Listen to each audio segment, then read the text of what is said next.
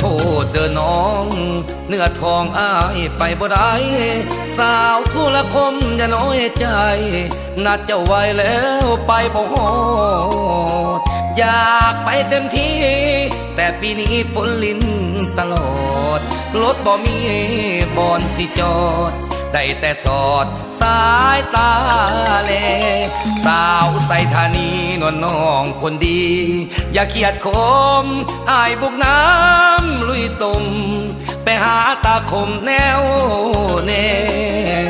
น้ำเงืมล้นเขื่อนเขาจึงปล่อยมาไหลป่วนแปรไอ้ได้แต่ยืนแท้แลอยากเห็นสีแพรก็เลยผิดหวังน้ำแก่งท่วมนาฝนฟ้าก็ตกถล่มน้องสาวเมืองแก้วอุดมอย่าได้จมเลยน้อนางอยากไปหานางแต่น้ำท่วมลัดทางอ้ายก็เลยเคว้างหมดความหวังจะไปพบพาสาวเมืองเวียงคำนวลน้องคนงามอย่าคำควรจะไปหาเนื้อนวลตามคำมั่นสัญญามือได้น้ำลงเขาคงสิได้สบตาหนุ่มหัวมิดขอ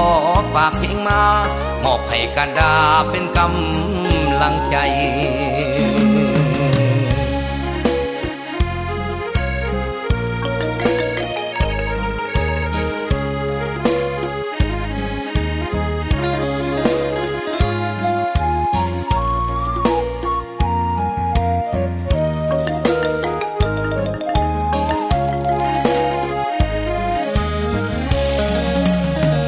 น้ำแก่งท่วมนา